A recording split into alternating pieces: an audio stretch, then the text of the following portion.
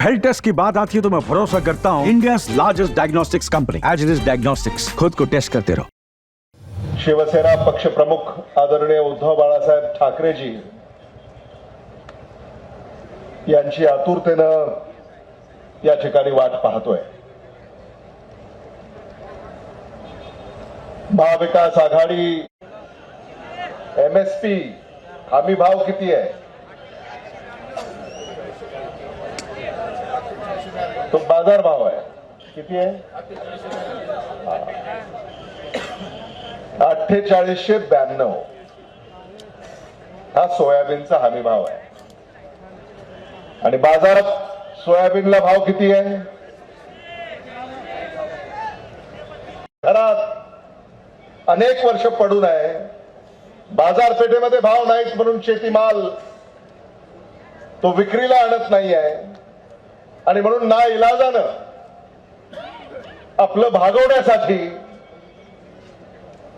तो शेतीमाल हा बाजारपेठेमध्ये आणून विकत असतो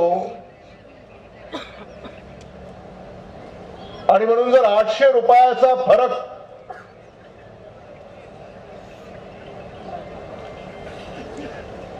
हा जर सोयाबीनच्या भावाचा असेल तर मग शेतकऱ्याचं आतोनात नुकसान होतंय का नाही याचा आपण विचार केला पाहिजे। लोकसभेच्या निवडणुकीमध्ये राहुल गांधी यांनी आपल्याला सांगितलं होतं की आम्ही शेतकऱ्याच्या शेतीमालाला हमी भाव देऊ, हमी भाव देणं कायद्यानं बंधनकारक करू। पण ओमराजे दुर्दैवानं 15-20 खासदारामुळे इंडिया अलायन्स सरकार आलं नाही। 400 पारचा नारा ज्यांनी दिला 240च्या वर त्यांना जाता आलं नाही आणि त्यांना रोखण्याचं काम जर कोणी केलं असेल तर तुम्ही बहादर मतदारांनी केलंय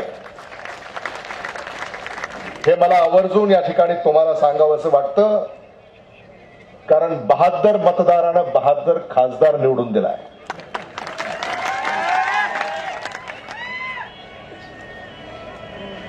ओमराजे मला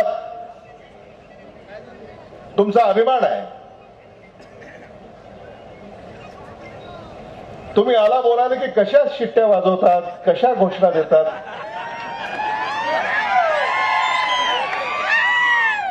श्रीशैल उडगे हे काही आपल्याला अजून जमलं नाही। हे ओमराजेंची जी जादू आहे आणि त्यांनी देखील सामान्य माणसाला आधार देण्याचं काम प्रामाणिकपणे केलं आणि असा एक खासदार या महाराष्ट्रामध्ये किंबहुना भारतामध्ये आहे जो सामान्य माणसाला 24 तास 365 दिवस 5 वर्ष उपलब्ध आहे।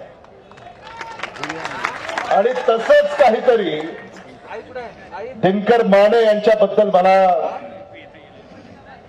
म्हणावं लागेल की ओमराजे यांच्या पावलावर पाऊल ठेवून दिनकर माने देखील औसा विधानसभा मतदारसंघामध्ये काम करतायत आणि आम्ही सारे त्यांच्या पाठीशी भक्कमपणे उभे आहोत। दिनकर मानेंना आपल्याला का निवडून द्यायचंय?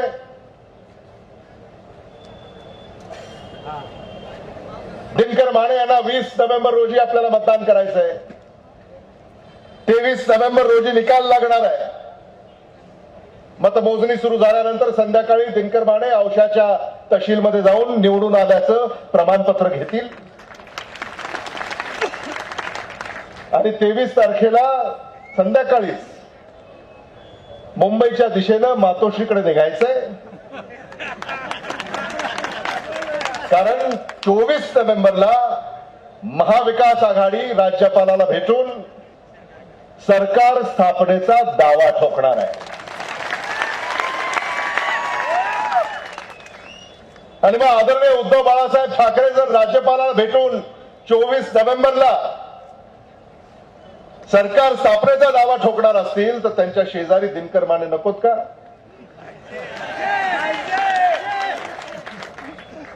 महाविकास आघाडीचं सरकार आपल्याला आणायचं आहे. आणि खरंच मला सगळ्यांचंच कौतुक करावंसं वाटतं. संतोष सोमवंशी, ओमराजे म्हणाले की तुम्ही कुठं पक्ष बदलला नाही, पक्ष सोडला नाही, पण त्यांनी मध्येच जो गनिमी कावा केला होता कुठे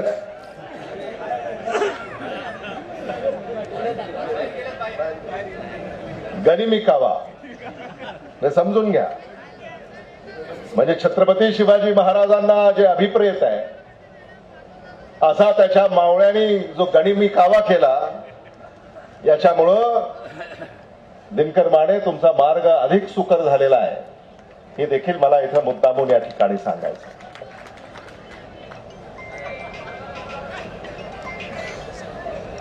श्रीशैल उडगे तर तुमच्या बरोबर आहेतच. आणि औसा विधानसभा मतदारसंघामध्ये वीर शिवाजी आणि वीर शैव एकत्र आल्यानंतर मला काही कुठली अडचण येईल असं स्वतःला वाटत नाही. ही वीरांची भूमी आहे आणि या वीरांच्या भूमीमध्ये पराक्रमच होतील. आणि तो पराक्रम दिनकर माने नोव्हेंबर 20 रोजी करतील आणि त्याची प्रचिती तुम्हाला नोव्हेंबर 23 रोजी पाहायला मिळेल. हे मला या ठिकाणी मुद्दामून आपल्याला सांगायचं आहे. या औसा विधानसभा मतदारसंघामध्ये आता किती निधी आला हे आकडे आम्ही ऐकले, पण हा निधी कुणाला मिळाला, हा निधी कुणी वाटून घेतला हे सुद्धा तुम्हाला सगळ्यांना माहिती आहे. म्हणजे ताट उपाशी आणि चमचे तुपाशी अशी गत झाली आहे औसा विधानसभा मतदारसंघाची. आणि म्हणून आदरणीय उद्धव बाळासाहेब ठाकरेजी यांना आपण सगळ्यांनी सांगितलं पाहिजे, त्यांना आश्वस्त केलं पाहिजे की औस्याचा आमदार महाराष्ट्रामध्ये महायुतीनं आदरणीय उद्धव बाळासाहेब ठाकरे यांचा जो अपमान केला, त्या अपमानाचा बदला आता आपल्याला घ्यायचा आहे. आणि विक्रमी मतानं दिनकर माने यांना निवडून आणायचं आहे. ही खुणगाट आपण सगळ्यांनी उराशी बाळगली पाहिजे. आणि मग औसा विधानसभा मतदारसंघाच्या विकासाची गॅरंटी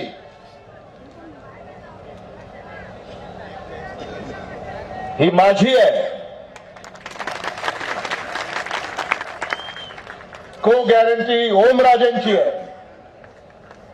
आणि मी आणि ओमराजे मिळून औसा विधानसभा मतदारसंघामध्ये जो विकास राहिलाय त्याला पूर्ण करण्याचं काम आम्ही येणाऱ्या 5 वर्षामध्ये करू, हा शब्द मी आज आपल्याला या निमित्तानं देऊ इच्छितो. आणि दिनकर माने एवढं ते नक्की करतील की आदरणीय उद्धव बाळासाहेब ठाकरे यांच्या नेतृत्वाखाली औषधासाठी विकासाचं ताट जेव्हा वाढण्याची वेळ येईल तेव्हा ते विकासाचं ताट सामान्य माणसापर्यंत ते वाढवतील याबद्दल माझ्या मनामध्ये कुठलीही शंका नाही. आणि दिनकर माने चमचे मात्र त्या ताटात असू नयेत.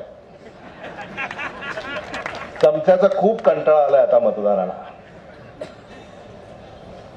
बरे सगळे चमचे लातूरचे आहेत असं कळतंय, पाठवून द्या त्यांना तिकडं आणि सुटका करा औषधाची. आणि हे सगळं करण्याची किमया तुमच्या हातामध्ये आहे. महाराष्ट्रामध्ये महाविकास आघाडीचं सरकार आपल्याला आणायचं आहे त्या पंचसूत्रीसाठी. ओमराजांनी आपल्याला आपल्या भाषणामध्ये सांगितलं, महाविकास आघाडीची जी पंचसूत्री आहे, महाविकास आघाडीचं सरकार आल्यानंतर पहिल्या मंत्रिमंडळाच्या बैठकीमध्ये या पंचसूत्रीची अंमलबजावणी आम्ही करणार आहोत. आणि म्हणून तुम्हाला कुठलीही अडचण येईल असं मला स्वतःला वाटत नाही. इथं काही कारखाने सुद्धा सुरू करण्याचा प्रयत्न विरोधकाकडनं झाला, तर ते कारखाने अजूनही सुरू झालेत का नाही मला याची कल्पना नाही. त्या कारखान्यांसाठी शासनाचा निधी हा मोठ्या प्रमाणामध्ये आणला, पण तो निधी नेमका कुठं गेला हे देखील अजून आपल्याला लक्षात आलेलं नाहीये.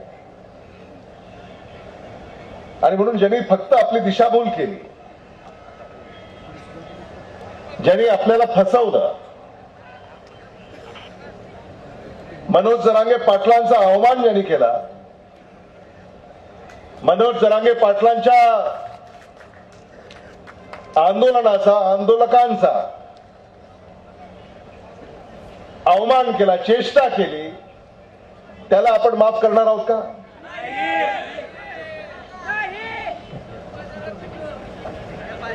आणि म्हणून आता अलीकडे जाहिराती येत आहेत, एक है तो सेफ है. तुम्ही वाचला की नाही जाहिराती वर्तमानपत्रामध्ये? अमोल कोल्हे संगमनेरला होते, ते फार छान सांगितलं अमोल कोल्हेनी. भारतीय जनता पक्षाच्या किंबहुना महायुतीच्या आता ज्या जाहिराती आहेत, आता जातीयवादाची पुन्हा नव्यानं पेरणी करण्याची सुरुवात त्यांनी केलेली आहे. एक है तो सेफ है. अमोल कोल्हे त्या दिवशी असं म्हणाले, एक ही तो सेफ है. हाँ, एक ही तो सेफ है, बाकी सारे अनसेफ है. आणि अशा या जाहिरातबाजीवर सुद्धा तुम्ही बळी पडू नका आणि वेळीच सावध व्हा. महाराष्ट्रामध्ये महाविकास आघाडीचं सरकार येणार आणि आता सर्वेक्षण सुद्धा 200च्या घरात महाविकास आघाडीच्या जागा येतील अशी आता चर्चा आहे. आणि महायुतीमध्ये विरोधी पक्षनेता कोण होणार आहे याची आता स्पर्धा सुरू झालेली आहे. भारतीय जनता पक्षाची आता एवढी पिछेहाट झाली आहे की आता एकनाथ शिंदे विरोधी पक्षनेते होतात का देवेंद्र फडणवीस होतात अशी स्पर्धा सुरू झालेली आहे.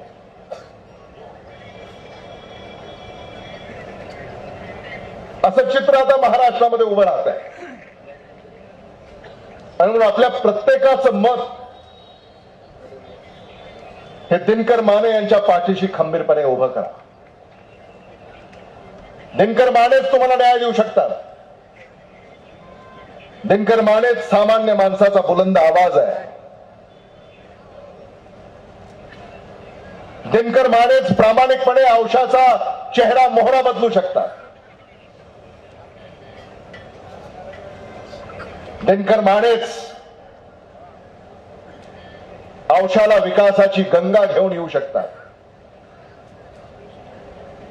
आणि दिनकर माने शिवसेना पक्षप्रमुख आदरणीय उद्धव बाळासाहेब ठाकरे यांचे किती लाडके आहेत हे आता जागा वाटपावरून तुम्हाला कळालं असेल. म्हणजे श्रीशैल उडगे यांच्यासाठी आम्ही टोकाचे प्रयत्न केले की ही जागा काँग्रेसला सुटावी आणि श्रीशैल उडगेंना किंवा इतर जे आमचे काँग्रेस पक्षाचे इच्छुक होते त्यांच्यापैकी एखाद्याला इथून आम्हाला उमेदवारी देता येईल. पण जागा वाटपामध्ये आणि त्या चर्चेमध्ये शिवसेना पक्षप्रमुख आदरणीय उद्धव बाळासाहेब ठाकरे साहेबांनी एक भूमिका घेतली आणि औषधाची जागा आता शिवसेना उद्धव बाळासाहेब ठाकरे पक्षाला सुटली. आणि म्हणून श्रीशैल उडगे आपल्याला आता या सगळ्या मंडळींना सांगावं लागेल, व्यासपीठाला सांगावं लागेल की आम्हाला जरी जागा नाही सुटली तरी आम्ही औसा विधानसभा मतदारसंघामध्ये शिवसेनेपेक्षा 4 पावलं पुढे जाऊन दिनकर माने यांना निवडून आणण्यामध्ये प्रयत्न करणार आहोत. आहे त्यांनी तर सांगितलंय. पण ते असं म्हणतात की आता टॉप गिअर टाकायची गरज आहे. तुम्ही टॉप गिअर. तेव्हा दिनकर माने, मी आपल्याला आश्वस्त करू इच्छितो की श्रीशैल उडगे असतील, संजय शेटे असतील, ही सगळी मंडळी ही तुमच्या पाठीशी खंबीरपणे उभी आहे. याबद्दल कोणाच्याही मनामध्ये शंका असायचं काही कारण नाही. आणि महाविकास आघाडी जिल्ह्यातले 6 पैकी 6 उमेदवार प्रचंड मताने ते निवडून येतील, याबद्दल मी तुम्हाला आश्वस्त करू इच्छितो. उदगीर विधानसभा मतदारसंघामध्ये सुधाकर भालेराव हे राष्ट्रवादी काँग्रेस पक्ष शरदचंद्र पवार यांचे उमेदवार बहुमताने निवडून येतील. अहमदपूरमध्ये राष्ट्रवादी काँग्रेस पक्ष शरदचंद्र पवार यांचे उमेदवार विनायकराव पाटील हे बहुमताने निवडून येतील. निलंग्यामध्ये काँग्रेस पक्षाचे महाविकास आघाडीचे उमेदवार अभय साळुंके हे बहुमताने निवडून येतील. आणि औशामध्ये शिवसेनेचे महाविकास आघाडीचे उमेदवार दिनकर माने हे बहुमताने निवडून येतील. आमचं उद्दिष्ट आहे की लातूर जिल्ह्यामध्ये महाविकास आघाडीच्या 6 पैकी 6 जागा या आम्हाला निवडून आणायच्या. आणि म्हणून आघाडी धर्म पाळण्याचं काम चव्हाणजी आम्ही या ठिकाणी करतोय, बेंजरगेताई आम्ही या ठिकाणी करतोय. आणि तुमचं देखील सहकार्य आम्हाला लोहा कंधार, निलंगा या ठिकाणी हवंय. आणि म्हणून तिथं देखील महाविकास आघाडीचे सारे पक्ष एका जीवानं या कामामध्ये पुढाकार घेतील, याबद्दल मी या निमित्ताने या ठिकाणी विश्वास व्यक्त करू इच्छितो. भारतीय जनता पक्षानं गेल्या 10 वर्षामध्ये या लातूरसाठी काहीही केलं नाही. मराठवाडा रेल कोच फॅक्टरी 3दा उद्घाटन केली, अजूनही कोच त्यांना बाहेर काढता आलेली नाही. आणि म्हणून ओमराजे, आता येणाऱ्या काही दिवसामध्ये तुम्ही असाल, डॉक्टर शिवाजी काळगे असतील, आपल्याला सगळ्याला मिळूनच मराठवाडा रेल कोच फॅक्टरीमध्ये आता कोच बाहेर काढावी लागेल. कारण भारतीय जनता पक्षाकडे संधी होती, पण त्या संधीचं त्यांना काही करता आलं नाही. 50,000 लोकांना रोजगार मिळणार म्हणून घोषणा केल्या, 50,000 जिल्ह्यामध्ये. आणि नाही दिला तर राजकारणामधून संन्यास घेऊ असंही सांगितलं. माझा राजकीय संन्यास याची वेळ आता आलेली आहे.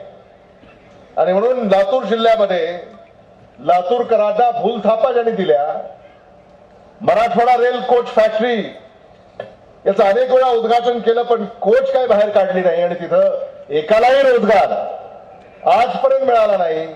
आणि म्हणून ज्या भारतीय जनता पक्षाच्या नेत्यांनी त्या घोषणा केल्या, आश्वासनं दिली, मग ते निलंगा असेल, औसा असेल,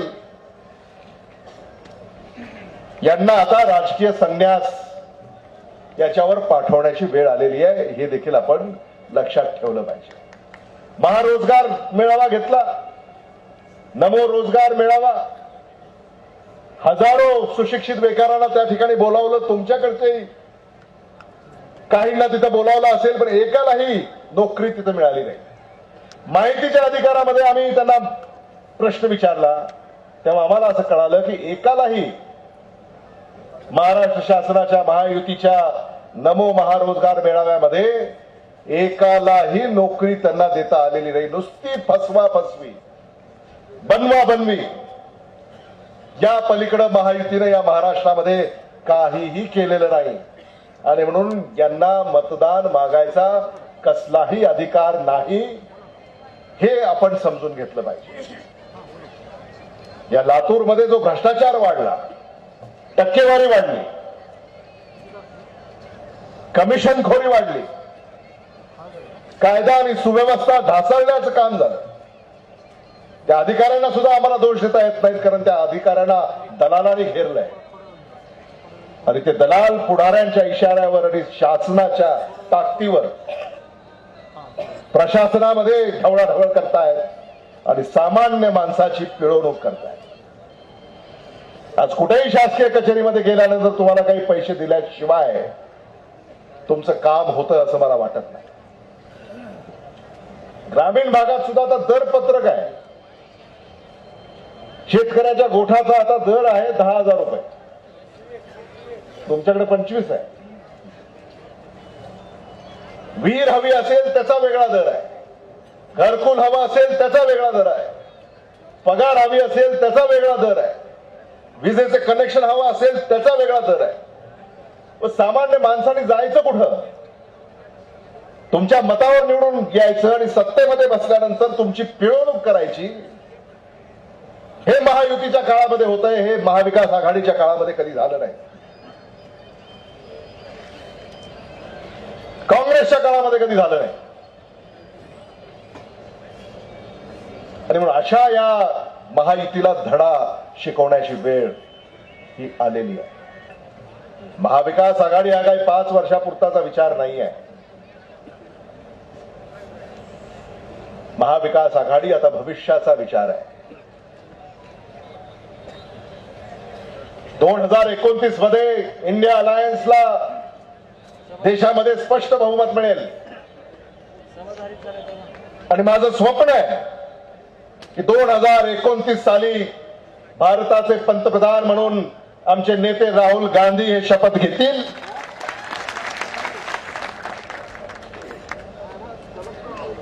आणि शिवसेना पक्ष प्रमुख उद्धव बाळासाहेब ठाकरे यांचे आशीर्वाद असल्यास ओमराजे त्या शपथविधी सोहळ्यामध्ये आम्ही तुम्हाला सुद्धा पाहू. बदलाचे वारे आता वाहू लागलेले आहेत, तर या देशामध्ये सुद्धा इंडिया अलायन्स सरकार आल्याशिवाय राहणार नाही. या वेळेला ते 240 आहेत, 2029 साली ते 140 होतील. हा आत्मविश्वास मी आपल्याला या निमित्तानं व्यक्त करू इच्छितो. आणि महाविकास आघाडीचे सरकार काही दिवसावर, फार वाढ पाहायची गरज नाही, काही दिवसावर आता महाराष्ट्रामध्ये महाविकास आघाडीचं सरकार सत्तेवर येईल आणि त्याच्यानंतर महाविकास आघाडीचे नेते राहुल गांधी, आदरणीय शरद पवार साहेब, आदरणीय उद्धव ठाकरे साहेब, आदरणीय नाना पटोले, आदरणीय बाळासाहेब थोरात, ही सगळी मंडळी या महाविकास आघाडीला असं एकत्र ठेवतील की पुढची 15-20 वर्ष या महाविकास आघाडीला पर्याय सुद्धा उभं करणं हे महायुतीला कठीण होईल. हे मला आज तुमच्या पुढे या ठिकाणी मांडायचं आहे. खूप बोलण्यासारखं आहे, खूप बोलता येईल, पण आपण एवढ्या मोठ्या संख्येनं या ठिकाणी उपस्थित झालेले आहात. हा जो सामान्य माणसाचा चेहरा मला या ठिकाणी पाहायला मिळतोय, हाच चेहरा महाविकास आघाडीचा आहे. आमचा काही चेहरा हा काही वेगळा नाही आहे. हे जे चेहरे माझ्या समोर आहेत, हाच चेहरा महाविकास आघाडीचा आहे. आणि म्हणून तुमचं सरकार आम्हाला निवडून आणायचं. तुम्हाला असं वाटलं पाहिजे की हे माझं सरकार आहे. असं काम आपल्याला सरकार आल्यानंतर करायचं आहे. शिवसेना पक्षप्रमुख आदरणीय उद्धव बाळासाहेब ठाकरे यांनी कोविड काळामध्ये जे काम केलं, ज्याची नोंद वर्ल्ड हेल्थ ऑर्गनायझेशनने घेतली, युनायटेड नेशन्सने घेतली, सुप्रीम कोर्टने घेतली, हायकोर्टने घेतली, डिस्ट्रिक्ट कोर्टने घेतली, हे आपण अजूनही विसरलेले नाही आहोत. महाराष्ट्रामध्ये महाराष्ट्राचे कुटुंब प्रमुख म्हणून ज्यांनी आपली प्रतिमा निर्माण केली, आज त्यांना साथ देण्याची वेळ आलेली आहे. त्यांनी जे शिवभोजन थाळी त्या कोविड काळामध्ये सुरू केली, अनेक अडचणी असताना सुद्धा त्याच्यात सातत्य राखलं, ती बंद पडू दिली नाही. आणि आजही शिवभोजन थाळी ही सुरू आहे. हे जर कोणी केलं असेल तर ते आदरणीय उद्धव बाळासाहेब ठाकरे साहेबांनी केलं. शेतकऱ्यांचं सरसकट कर्ज माफ पहिल्या मंत्रिमंडळाच्या बैठकीमध्ये कोणी केलं? महाविकास आघाडीनं, उद्धव बाळासाहेब ठाकरे यांनी. शरद पवार यांनी, राहुल गांधी यांनी हा निर्णय घेतला आणि म्हणून येणाऱ्या काळामध्ये सुद्धा 3 लाख रुपयापर्यंत शेतकऱ्यांचं कर्ज जे आपल्याला माफ करायचं आहे, म्हणजे अगदी 15 दिवसाचाच अवधी आहे. आता इथं शेतकऱ्यांच्या डोक्यावर, जे शेतकरी इथं आलेले आहेत, कर्ज आहे का हो? ज्याच्या डोक्यावर कर्ज आहे जरा हात वर करा बरं. म्हणजे तुमच्या सगळ्याच्या डोक्यावर कर्ज आहे. 30 नोव्हेंबरच्या आत, फार तर 15 डिसेंबर, 15 डिसेंबरच्या आत तुमच्या सगळ्यांचं कर्ज माफ होणार आहे. आता अजून काय पाहिजे? सगळ्यांचं कर्ज माफ होणार आहे. हे महाविकास आघाडीनं वचन आपल्याला दिलेलं आहे. आणि जे शेतकरी, आता आपण दुसरा प्रयोग करू, वेळेवर कर्ज परतफेड करणारे शेतकरी जे आहेत त्यांनी हात वर करा बरं. वेळेवर हा मोठी संख्या नाही, वेळेवर कर्ज फेड करणारे आहे. कमी आहेत हात, कमी आहे. तुमचं खरंच कौतुक आहे. तुम्हाला देखील प्रोत्साहनपर 50,000 रुपये हे महाविकास आघाडी सरकारनं देण्याचं कबूल केलेलं आहे. त्यामुळे शेतकऱ्यांच्या हिताचं सरकार हे महाराष्ट्रामध्ये आता आपल्याला आणायचं आहे.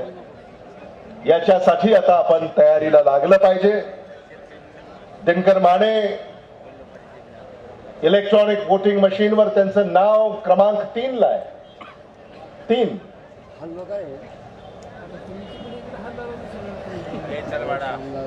आणि त्यांच्या नावासमोरचं मशाल हे चिन्ह आणि त्या चिन्हासमोरचं बटन दाबून आपल्याला दिनकर माने यांना विक्रमी मतानं निवडून द्यायचं आहे.